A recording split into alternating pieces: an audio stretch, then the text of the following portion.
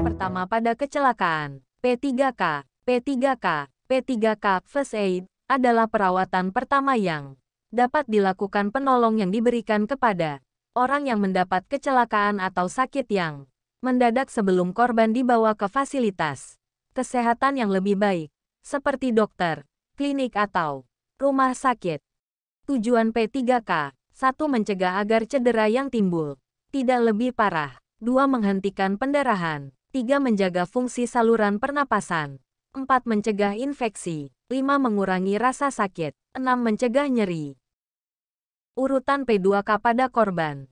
1. Jangan panik. 2. Jauhkan atau hindarkan korban dari kecelakaan berikutnya.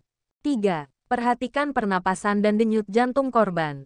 Jika pernapasan korban terhenti, segera lakukan pernapasan buatan. Periksa dan bersihkan jalan nafas lalu berikan pernafasan bantuan A. B sama dengan airway breathing management. Di samping itu perhatikan denyut jantung korban. Jika nadi rahang korban tidak berdenyut, segeralah untuk melakukan langkah pembangkitan fungsi jantung melalui cara kardiopulmonar jantung paru-paru yang disingkat CPR cardiopulmonary resuscitation. 4. Perhatikan tanda-tanda shock. Lanjutan. 5. Pendarahan. Gunakan sapu tangan atau kain yang bersih. Tekan tempat pendarahan dengan kuat. Kemudian, ikatlah sapu tangan tadi dengan dasi, baju, ikat pinggang atau apapun agar sapu tangan tadi menekan luka-luka itu. Jika lokasi luka memungkinkan, letakkan bagian pendarahan lebih tinggi dari bagian tubuh. 6. Pindahkan korban dengan hati-hati dan tidak tergesa-gesa. Korban tidak boleh dipindahkan dari tempatnya sebelum dapat dipastikan jenis dan keparahan cedera yang dialaminya, kecuali jika tempat kecelakaan yang tidak memungkinkan untuk korban dibiarkan di tempat tersebut. 7. Segera bawa korban ke fasilitas kesehatan terdekat. Konsep DRCAB. 1. Danger bahaya, pastikan keadaan aman untuk menolong. 2. Respon pastikan kondisi kesadaran korban. Periksa kesadaran korban dengan cara memanggil namanya jika Anda kenal, atau bersuara yang agak keras di dekat telinga korban. Jika tidak ada respon juga, tepuk pundak korban perlahan namun tegas. Berikan rangsangan nyeri, misalnya mencubit bagian telinga korban. Lanjutan. Kompresion. A. Berlutut di samping korban. B. Tentukan posisi kompresi dada dengan menemukan titik tengah pertemuan tulang iga dada korban. C. Setelah menemukan titik kompresi, tempatkan tumit tangan Anda pada titik tersebut dengan satu tangan lagi di atasnya. D. Posisikan tangan Anda tegak lurus dan jaga agar tetap tegak lurus pada saat melakukan kompresi, dan lalu tekan dada korban. E. Berikan 30 kali kompresi dada. Lakukan dengan cepat dan pertahankan kecepatannya. F. Berikan kompresi dengan kedalaman 2 inci 5 cm. Lanjutan. Air. Setelah melakukan 30 kompresi, buka jalan nafas korban dengan metode head tilt chin lift. Tujuannya adalah untuk membuka jalan nafas korban yang tersumbat oleh lidah yang tertarik ke tenggorokan sehingga menutupi jalan nafas. Cara melakukan metode head tilt chin lift yaitu: A. Letakkan telapak tangan Anda di dahi korban dan letakkan jari-jari tangan Anda yang lain di bawah dagu korban. B. Kemudian tekan dahi ke bawah sambil angkat dagu ke atas sehingga kepala korban mendongak ke atas dan mulut korban terbuka. Lanjutan. Breathing. Terbuka dengan metode head tilt chin lift. Sebelumnya, B. Tekan hidung korban untuk memastikan tidak.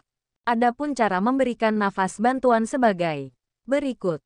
A. Pastikan jalan nafas korban masih dalam posisi ada udara yang bocor melalui hidung. Ambil nafas dengan normal lalu tempelkan mulut serapat mungkin pada mulut korban dan tiupkan nafas Anda melalui mulut. C. Lakukan dengan perbandingan 30:2 yaitu 30 kompresi dada dan 2 kali napas bantuan sampai ada respon dari korban atau sampai bantuan medis tiba. Perlu diketahui bahwa otak tidak boleh kekurangan oksigen lebih dari 4 menit terutama saat diketahui jantung seseorang berhenti. Itu artinya Anda hanya punya waktu kurang dari 4 menit untuk melakukan RJP atau CPR pada korban. Rasio petugas P3K berdasarkan kategori risiko.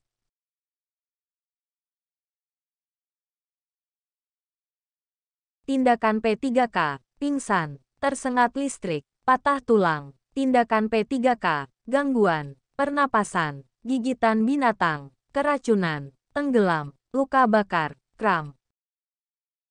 Pingsan, baringkan korban secara telentang. Longgarkan pakaiannya. Kemudian, lakukan 4 langkah berikut. 1. Jika tidak ada reaksi, miringkan kepala korban dan periksa pernapasannya. 2. Jika bernapas, kepalanya tetap dimiringkan tetapi periksa kemungkinan adanya cedera kepala dan leher. Jangan beri makanan dan minuman. 3. Jika bernapas tetapi mendengkur, mungkin ada yang menyumbat. Beri udara segar dan beri selimut. 4. Jalan napas dapat dibuka dengan cara mendongakkan kepala ke belakang dan gerakkan rahang bawah ke atas. 5. Jangan biarkan terlalu lama. Segera bawalah korban ke fasilitas kesehatan. Tersengat listrik. Jika ada yang tersengat listrik, maka yang harus dilakukan sebagai berikut. 1. Putuskan aliran listrik yang terkena tubuh korban. Perhatikan cara memutuskan aliran listrik. Jangan sampai penolong menjadi korban. Berikutnya, penolong memutuskan aliran listrik dengan menggunakan alat yang tidak dapat dialiri listrik, seperti kayu, handuk kering dan memakai alas kaki kering. 2. Jika luka tersengat listrik terlihat cukup parah, secepatnya bawa korban ke fasilitas kesehatan terdekat. Patah tulang. Patah tulang dapat mengalami 2 kemungkinan, yaitu patah tulang terbuka dan patah tulang tertutup. Patah tulang terbuka yaitu ujung tangan yang patah, menonjol keluar, dan ada luka, sedangkan patah tulang tertutup yaitu tidak ada luka, permukaan kulit tidak rusak. Tanda-tanda patah tulang yaitu 1. Bagian yang patah membengkak. 2. Daerah yang patah nyeri bila ditekan. 3. Terjadi perubahan bentuk pada anggota badan yang patah. 4.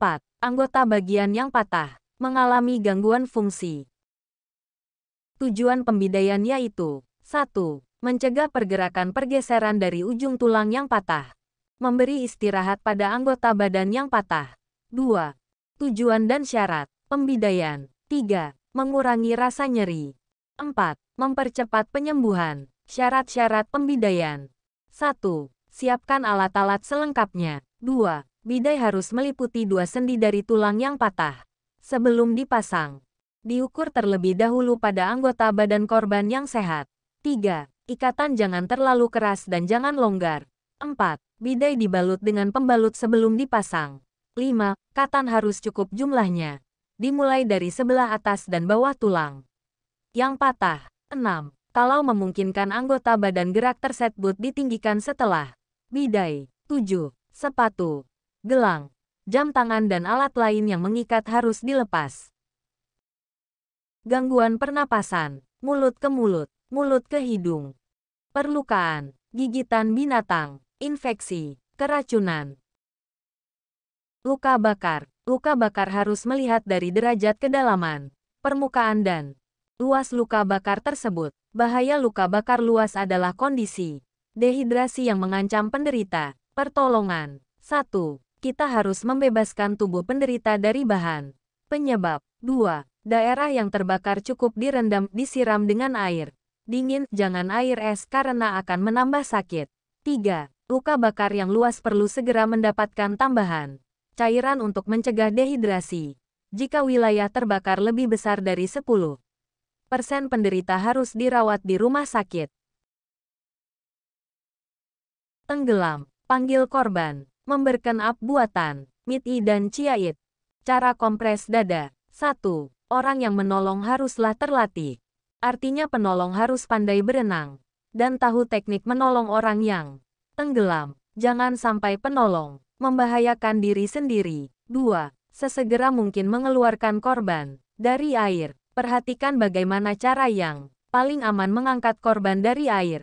Jangan sampai tangan korban yang biasanya meronta-ronta menghalangi gerak penolong bahkan membahayakan. 3. Jika korban sudah berada di tempat aman, usahakan untuk membebaskan fungsi pernapasan korban. Keduanya, keracunan. Gejala korban yang keracunan makanan atau minuman yaitu mual, muntah, keringat dingin, dan wajah pucat, kebiruan. Penanganannya yaitu dengan cara membawa korban ke tempat teduh dan segar. Usahakan supaya korban muntah. Beri norit jika ada, istirahatkan. Jangan diberi minum sampai kondisinya lebih baik. Jika korban terlihat parah, secepatnya bawa ke fasilitas kesehatan terdekat. Cramp, treatment for muscle cramp. Cramp adalah otot yang mengejang kontraksi berlebihan. Gejala cramp yaitu nyeri pada otot, kadang disertai bengkak. Penanganannya yaitu istirahatkan, posisi nyaman, relaksasi dan pijat berlawanan arah dengan kontraksi cramp. DRABC. Langkah tangkah melakukan CPR boleh disingkatkan sebagai DRABC. Terima kasih.